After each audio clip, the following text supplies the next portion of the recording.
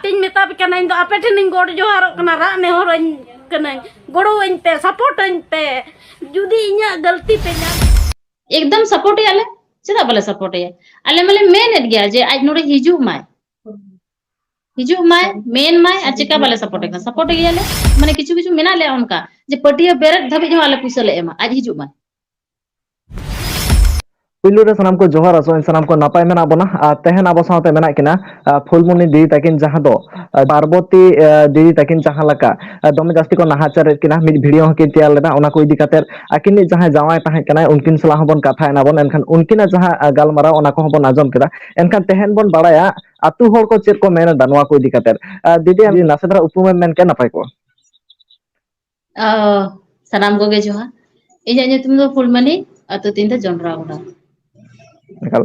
दीदी होय हा जहां लका नित जोंड्रा हाँ दीदी जहां लका नित जोंड्रा गोड़ा रे जहां लका पार्वती मोय चतारे नाहाचार हुयुक कना जहां लका लय दाय एनखान नोआ को इदी काते आतु होर चेत को लय दा ओना साथे आम तिना उडंगम बाड़ाया अतु होर लय आर इन जहां तिना इन बाड़ाया इमा निना गिन मेना इनमा उना करीब ते आज बइन बाड़ाया और उनी काका हो उना तो बइन बाड़ाया लेकिन ओडे जन्मो कना इनके हानते नाते चलाते उनकान समय के बइन जाम का आर उनकान इयर रे बइन ताहे कना आदो अतु होरा जहां लय कना कि जहां तिना ए मेन ए नोआ को दो ओका हो सरी जिनिस तो बांग कना आ नोय मिद शर्मा खन डेर हुयुक कना कि आज नितो जहां ओड़ा रे बचुइया ओकोय ले एको माने ओको कोड़ा सला चोय अंगीर कना आ कोड़ा रे भाड़ाय ताहे कना ताहे उनी सला अंगीर कना उनकान अंजम का आ नोय इन मा दारान होड़ कना निदा निता हिजु आई से नोय नितो धबे जोंड्रा गोड़ा होड़ मिटन कथा चेन हो बाको मेना का दे एखे इन दो चिकन मेना कि जोंड्रा गोड़ा होड़ तो को बड़ी गिया मेनते नो कथा तो बइन मेन दाड़ाया आ राज ओका हिसाब ते जोंड्रा गोड़ा होड़ बड़ी मेटा कना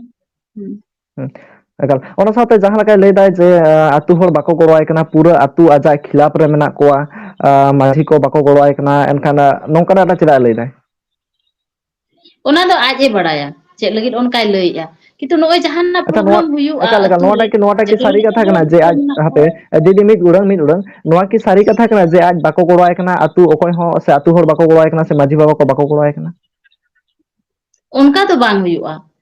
जे आम जदि सही गयाम सरी गया एनखान चेदा बाय गड़वा नितो माझी बाय गड़वा पुरसी माझी मेन दाड़ाया पुरसी माझी बाय गड़वाया महल माझी मेना को आरो चितान से चलाव इदी में ओकोय होड़ बाय गड़वा तेहेनी मेना मिड होड़ बाय गड़वा बार होड़ बाय गड़वा लेकिन टोला जाक होड़ उनका तो बांगा जे बाय गड़वा मेनते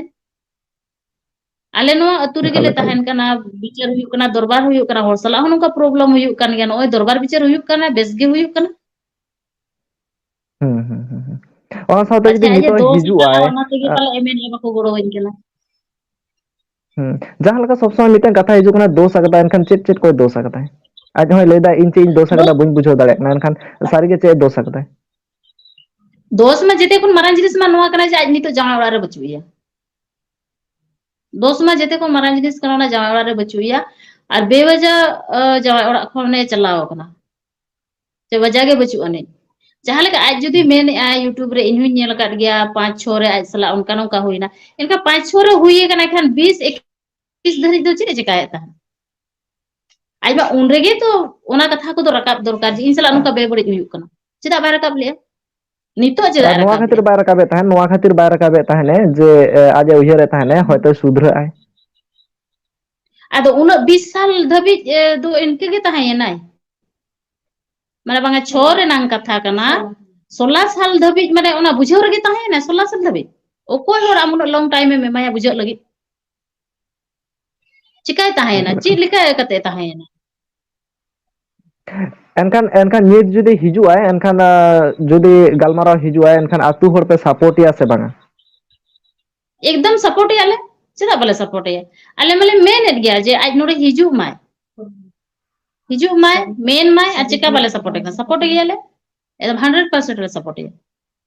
कुड़ी होपन कनाले एकदम पूरा सपोर्ट याले लेकिन जहां दिन माने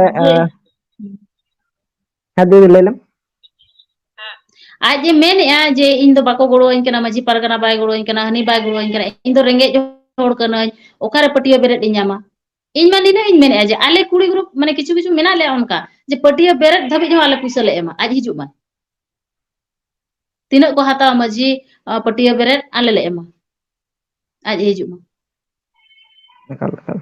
एनखान आतु हर को चेत को लैदा नोआ जहां लका नित सोशल मीडिया रे वायरलक कना सोशल मीडिया रे नोआ मिटन मैसेज चलाक कना जे ओना आतु हर बाको गड़वाय कना मिटन कुड़ी हपन से मिटन कुड़ी बाको गड़वाय कना ओना आतु रेन माझी को ओना आतु हर को एनखान नोआ रे जहां सोशल मीडिया रे मैसेज चलाक कना नोआ को इदी कते आतु हर चेत को लैदा अतु हर में बेस बाको बुझाव गया अतु हर नोआ को मेन जे नुई मिटन कुड़ी माने चिलेका नोंकाय मेन दाड़ेया कना जब आज सला उनका जिनिस हुई गे बाय हुई कना अब उना जुदी उनका हुई को एनखान जिते को मारा जिस माम थीर कना उना दिन चेदा अतु हर माना को मेने आम जुदी ठीक याले अतु उना ले बड़ी जिया आम नोडे हिजु में अदो अतु हर दो अडी अडीस को बुझो या नोआ जिनिस रे माने गिद्रा ठन इफेक्ट पड़ा कना नोआ कोरेना को और आले मा माने जहां से हम चला इन कथा को मेना जे बांगा आपे दो उनका से नोंका मेनतेन मिटन कुड़ी हपन बापे गोड़वाय कना बापे चिकाय कना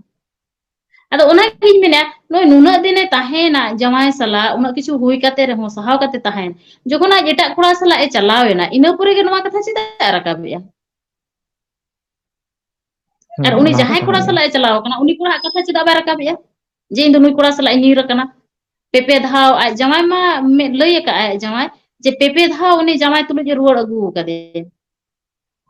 एरहो बाय रुवाड़ लेना उनी कुड़ा सला गे चलावना नोआ को आज मा बाय लय दरकार सा हो